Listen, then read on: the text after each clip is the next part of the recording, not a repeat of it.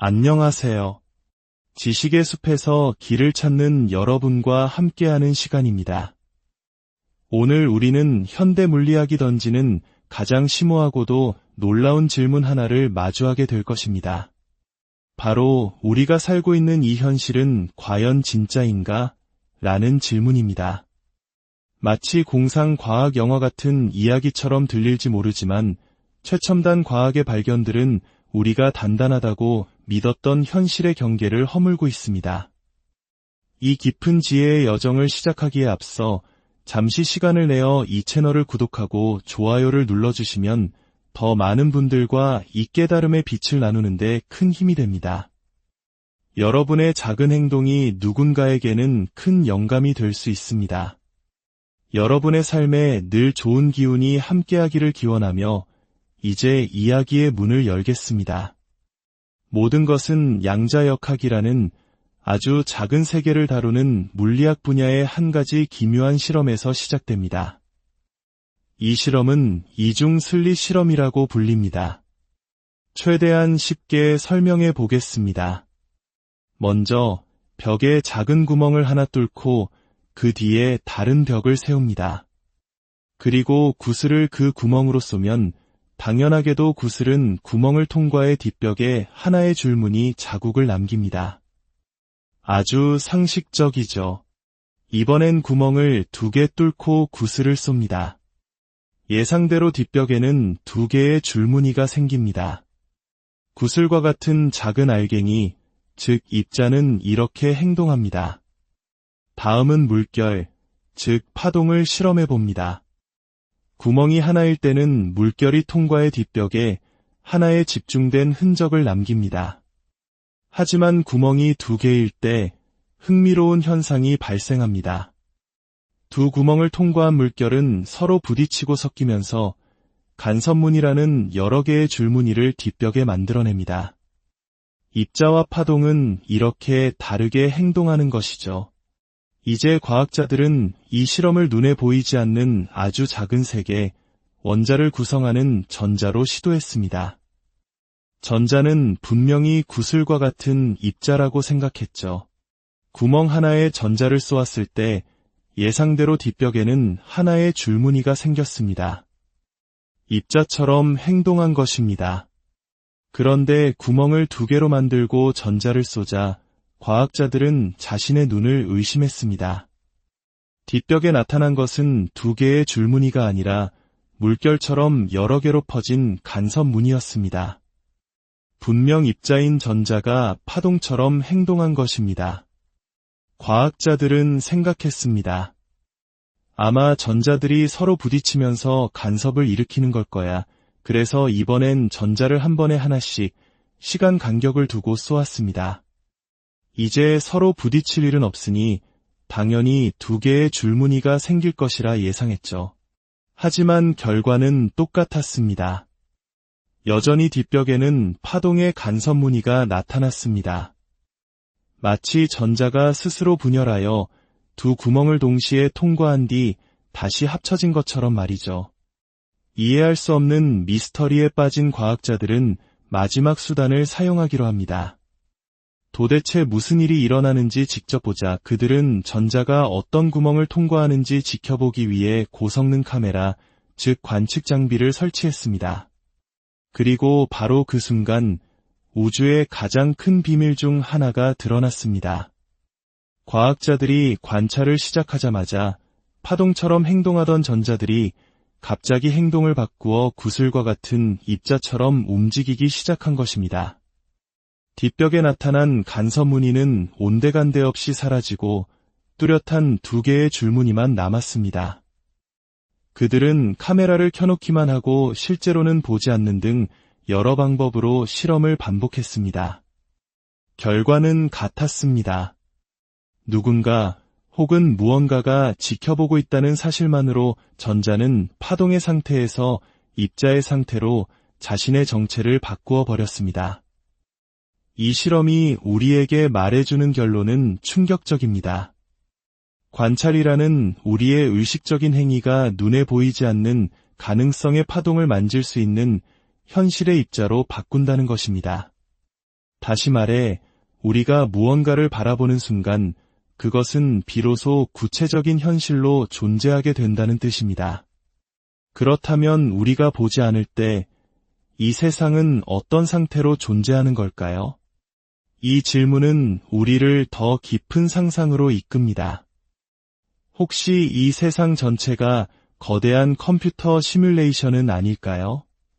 최신 비디오 게임을 한번 떠올려 보십시오. GTA나 사이버펑크 같은 게임 속 세계는 엄청나게 광활하고 정교합니다.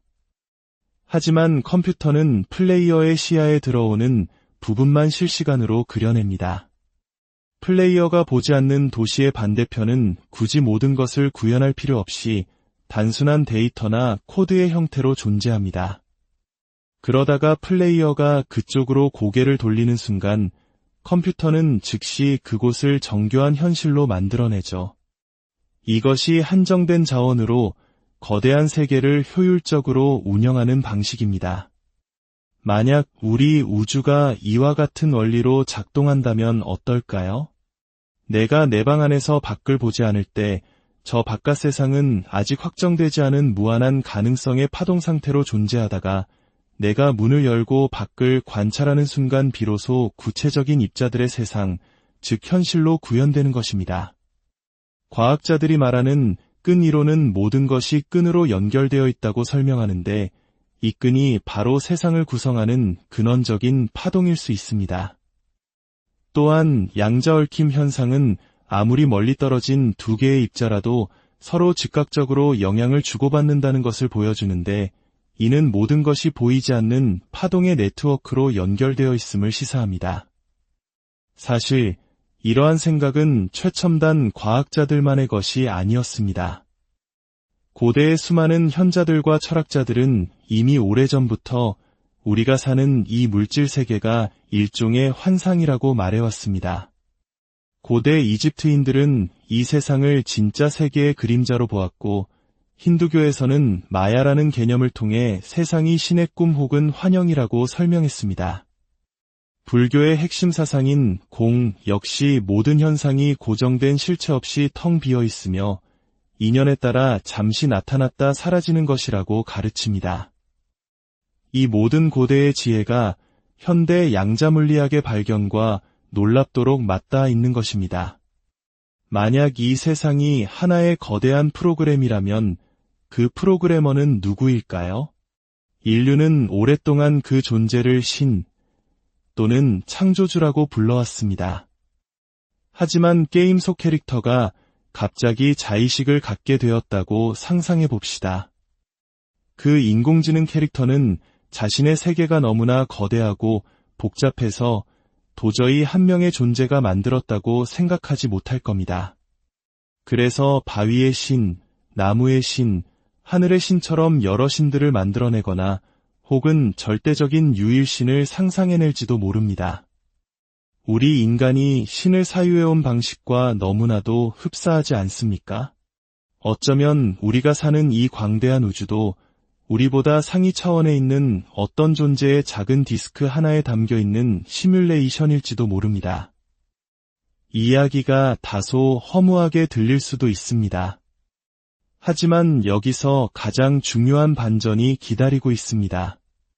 만약 이 세상이 시뮬레이션이라면 우리는 그저 정해진 대로 움직이는 캐릭터에 불과할까요? 고대의 현자들과 양자물리학은 모두 아니오라고 답합니다. 우리에게는 이 게임의 규칙을 바꾸고 심지어 새로운 현실을 창조할 수 있는 강력한 도구가 있기 때문입니다. 그것은 바로 우리의 의식, 특히 잠재의식입니다. 우리의 의식적인 마음이 관찰자로서 파동을 입자로 고정시키는 역할을 한다면 우리의 잠재의식은 이 우주라는 거대한 데이터베이스에 접속하여 원하는 정보를 불러오는 프로그래머의 역할을 합니다. 이것이 바로 인류가 마법, 기도, 명상이라고 불러온 행위의 본질입니다. 생각해 보십시오. 소원을 이루기 위한 마법 의식이나 기도를 할 때 많은 전통에서 공통적으로 강조하는 것이 있습니다. 바로 간절히 바라고 시각화한 뒤에는 그것을 잊어버리라는 것입니다. 왜일까요? 만약 우리가 소원에 계속해서 집착하고 이루어졌나 안 이루어졌나 관찰한다면 그 소원은 현재의 현실이라는 입자 상태에 갇히게 됩니다. 하지만 우리가 그것을 잠재의식에 맡기고 잊어버리는 순간 그 소원은 더 이상 관찰되지 않는 파동의 형태로 양자세계, 즉 무한한 가능성의 바다로 퍼져나갑니다. 그리고 그곳에서 자신과 주파수가 맞는 또 다른 현실, 즉 소원이 이미 이루어진 평행우주를 찾아내어 그 현실을 지금 이곳으로 끌어오는 것입니다. 그렇습니다. 양자물리학은 무한한 수의 평행우주가 존재할 가능성을 제시합니다. 우리가 어떤 선택을 하는 모든 순간 선택하지 않은 다른 가능성들이 또 다른 우주로 갈라져 나가 현실화된다는 이론입니다. 지금 가난한 내가 있다면 어딘가에는 부유한 내가 존재하고 행복한 내가 있다면 어딘가에는 불행한 나도 존재합니다. 이 모든 가능성들이 파동의 형태로 중첩되어 있습니다. 우리의 마음은 바로 이 평행우주에 접속할 수 있는 유일한 양자 컴퓨터입니다. 우리가 무엇을 강렬하게 상상하고 그것이 이미 이루어졌다고 진심으로 느끼고 믿을 때 우리의 잠재의식은 그에 해당하는 주파수의 평행우주를 찾아내어 그 현실의 데이터를 다운로드하기 시작합니다. 그리고 어느 순간 그것은 우리의 현실 속에서 우연이나 기적처럼 나타나는 것입니다. 문제는 이 거대한 비밀을 깨닫고 그것을 기술적으로 구현하려는 세력이 있다는 점입니다. 그들은 디에이브와 같은 인공적인 양자 컴퓨터를 만들어냈습니다. 인간의 마음이 가진 본래의 능력을 흉내내는 기계입니다. 이 기계는 상상을 초월하는 연산 능력으로 수많은 평행우주의 데이터를 분석하고 우리가 사는 이 현실에 미세한 변화를 일으키기 시작했습니다. 최근 인터넷에서 화제가 되고 있는 만델라 효과가 바로 그 증거일 수 있습니다. 수많은 사람들이 넬슨 만델라가 1980년대에 감옥에서 사망했다고 기억하지만 실제 역사 기록에는 그가 석방되어 대통령까지 지낸 것으로 되어 있습니다. 유명한 영화 스타워즈에서 다스베이더가 루크, 내가 내 아버지다 라고 말했다고 모두가 기억하지만 실제 영화에서는 아니, 내가 내 아버지다 라고 말합니다. 성경의 유명한 구절, 사자가 어린 양과 함께 뛰놀고는 사실 모든 성경 판본에서 이리가 어린 양과 함께 살며로 기록되어 있습니다. 하지만 그 구절을 묘사한 수많은 그림과 조각에는 예외 없이 사자와 어린 양이 등장합니다. 이것은 단순히 사람들의 집단적인 착각일까요? 아니면 누군가가 양자 컴퓨터를 이용해 우리가 사는 현실의 데이터를 미세하게 수정하고 있는 것일까요? 그들은 아주 사소한 것들을 바꾸어 보며 대중이 이 변화를 어떻게 받아들이는지, 현실의 프로그램이 얼마나 안정적으로 유지되는지 시험하고 있는 것일지도 모릅니다. 그리고 그들의 궁극적인 목표는 자신들이 원하는 특정 평행우주, 예컨대 완전한 통제가 이루어지는 세계의 현실을 이곳으로 가져오는 것일 수 있습니다. 이 거대한 흐름 속에서 우리는 무엇을 해야 할까요? 절망하거나 두려워해야 할까요? 그렇지 않습니다. 희망은 바로 우리 자신에게 있습니다.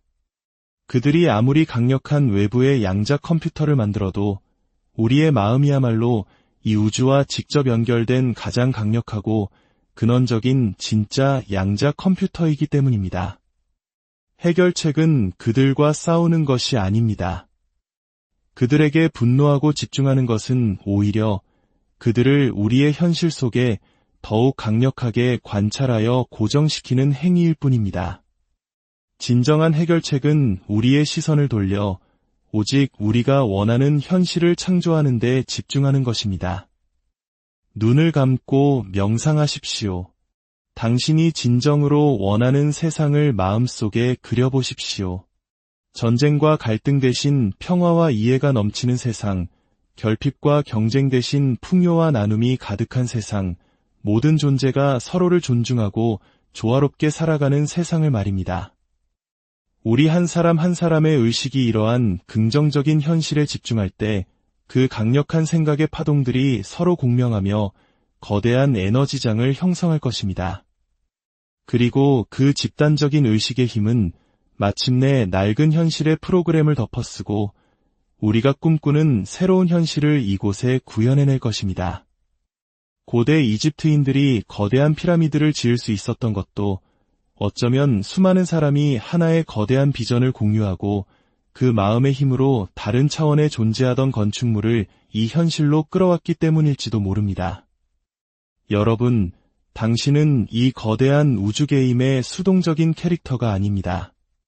당신은 바로 이 게임의 운명을 결정할 수 있는 힘을 가진 플레이어이자 새로운 규칙을 쓸 수 있는 프로그래머입니다.